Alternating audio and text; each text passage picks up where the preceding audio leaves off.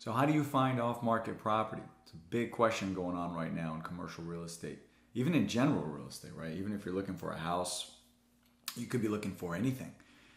The biggest deals I've seen are usually off-market deals. And that's what we're going to be talking about today.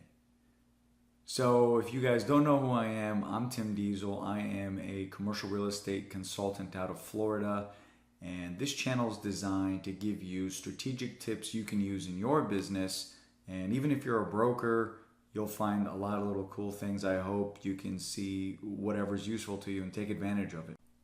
So I'm going to give you 3 tips you can use in your business. You can start right now. If you're an investor or a broker, you can take advantage of these tips. I use them all the time. So the first one is looking up property on county records. And I love the county records. So the way you would do this is whatever county you're in Texas, you're in Idaho, wherever, there's usually an online database you can access. And if it's a fairly reasonable sized county, you can usually get online, get on their database, and you can do a general search. So let's say you're looking for an apartment building and you want to find a 30-unit apartment building in your particular county. You could do that. If you're looking for retail, so you want a strip center, maybe on a certain part of town, office, warehouse, whatever it is you're looking for, this is the number one way to find off-market deals. No one really utilizes as much. If you're having a hard time finding this, there's a couple other ways you can do it. You can contact your local title company, so Chicago Title or Fidelity or whatever it is near you, and you can say, hey, look, I need this specific parameter, whatever it is you're looking for, and they can usually put it together for you. The most I've ever had to pay for something like this is like $50.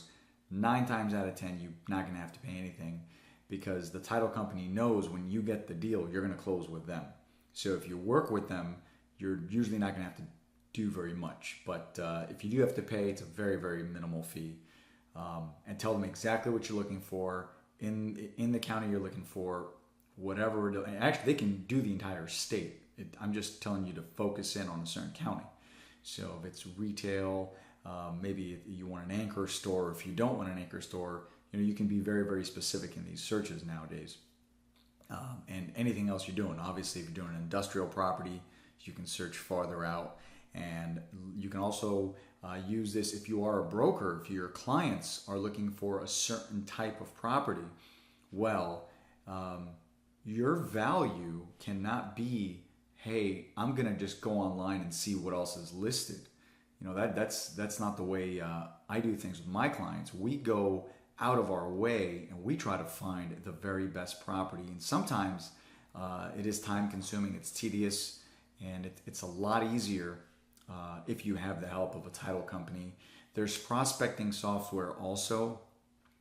It's designed for brokers, but if you're an investor, there's other stuff out there similar to Realty Track in residential.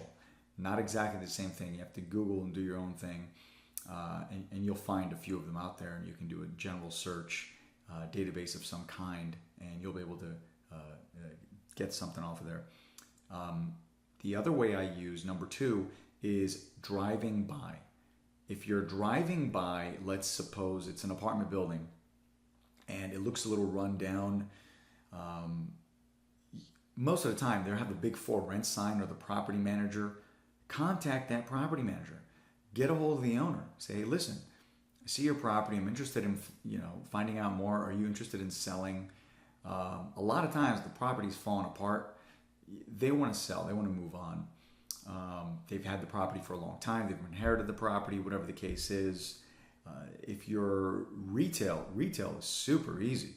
You go into a shopping center, it's half empty. Call the for lease sign. Who's managing the property? A lot of times retail is managed by owners, because if it's 10,000 square feet or less, it doesn't make very much sense to hire a professional management company. And you have direct access to the owner. It takes a little bit of legwork sometimes, but just driving by these towns, anywhere you are, if it's a certain part you like, you see a property that's run down, call them up, see if they're interested. If they're not interested today, they might be interested maybe a month, 2 months. Just kind of ask them, talk with them, build a relationship. And if you're a broker, start lining up these properties in your database. So just because they don't want to sell now doesn't mean they don't want to sell later. So just keep your eyes on that sort of thing.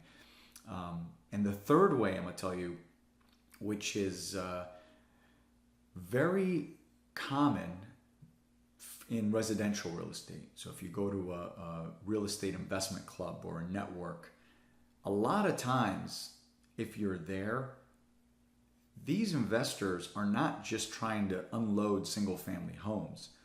They'll have access to commercial property as well. Could be an office building, it could be an apartment, it could be anything. They don't have other commercial brokers or commercial investors to talk to. Commercial investing is not really a large pool. It's actually kind of small. Multifamily investing, yeah, it's starting to get a little bit of a buzz lately. But retail investors, office storage, those kind of things, they're not very popular. So a lot of times you can get a lot of great deals if you connect with a lot of these guys. People that own homes a lot of times own buildings, and a lot of these network groups, RIA groups, they don't know what to do with these deals. If you're their contact, if you're their go-to, you can come up with some really good deals. All right, so today's question is, how do you find your properties? Do you use the MLS? Do you have a broker? What is your best way to find the best deals? Go ahead and share that. All right, guys, I hope you found that helpful. Go ahead, like this video, comment, subscribe to this channel. I'm gonna try to give you all kinds of different tips every single time. And if you have any questions on anything, definitely throw it below. I answer everything I possibly can. And if you want me to do a certain video or a topic in the future, be sure to let me know. And I hope you guys enjoyed it, and I look forward to seeing you soon.